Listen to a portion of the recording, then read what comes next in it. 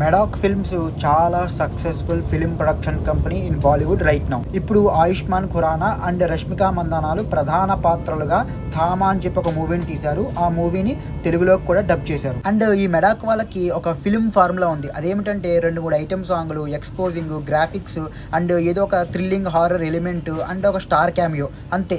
ఇదే వీళ్ళ యొక్క సక్సెస్ ఫార్ములా. చావా లాంటి 2-3 సినిమాలు ఎక్సెప్షన్, అంతే. మిగతావన్నీ వీళ్ళ సినిమాలు ఇలాగే ఉంటాయి. అండ్ వీళ్ళ క్యాస్టింగ్ కూడా చాలా వెరైటీగా ఉంటుంది. హీరోనేమో వీడి హీరోనా కాదా అన్నట్టు అనిపించేలాంటి హీరోని సెలెక్ట్ చేస్తారు.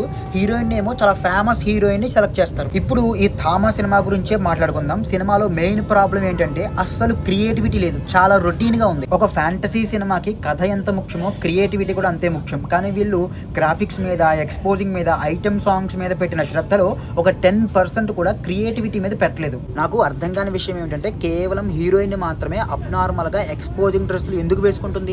ఆ జాతిలో ఉన్న మిగతా స్త్రీలకు కూడా అలాంటి డ్రెస్సింగ్ స్టైలే ఉందనుకోండి, ఎక్స్పోజింగ్ గా, నో ప్రాబ్లం. కానీ హీరోయిన్ మాత్రమే వేసుకుంటుంది అంటే దాని అర్థం మీరు ఒక హానెస్ట్ ఫిల్మ్ తీయట్లేదు. It's a cheap film. మళ్ళీ మీరు ఎక్స్పోజింగ్ ని చాలా నార్మల్ గా ఇది పెద్ద విషయమే కాదు అన్నట్టు చూపిస్తారు. అంటే ఇక్కడ నేను ఎక్స్పోజింగ్ ని వ్యతిరేకించట్లేదు, కేవలం హీరోయిన్ చేత మాత్రమే ఎక్స్పోజింగ్ చేయించడం చీప్ ట్రిక్ అంటున్నాను. ఇలాంటి సినిమాను చూస్తున్నప్పుడు మన ఇండియన్ సినిమాను చూస్తున్నాము అనే ఫీలింగ్ కలగట్లేదు. ఏదో ఒక వెస్ట్రన్ ఫిల్మ్ చూస్తున్నాం అన్న ఫీలింగ్ కలుగుతుంది. కేవలం పేర్లు మాత్రమే, అవి కూడా కొన్ని మాత్రమే మన ఇండియన్ కల్చర్లోని పేర్లు పెడతారు. మిగతా సినిమాలోని కోర్ పాయింట్లో కానీ ఫిల్మ్ మేకింగ్లో కానీ కంప్లీట్గా వెస్ట్రన్ ఇన్ఫ్లుయెన్సే కనిపిస్తుంది. రక్తబీజుడు, బేతాళుడు, అమ్మవారు ఇలాంటి కొన్ని మాత్రమే పేర్లు పెడతారు.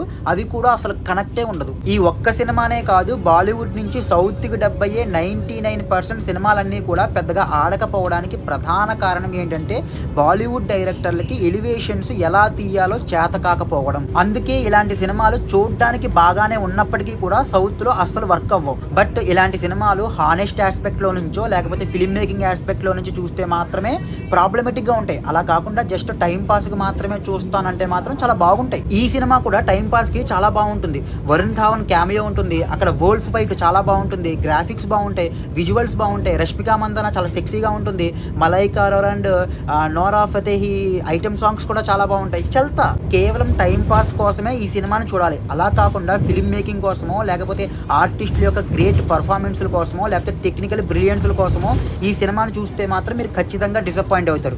That's it. జై హింద్.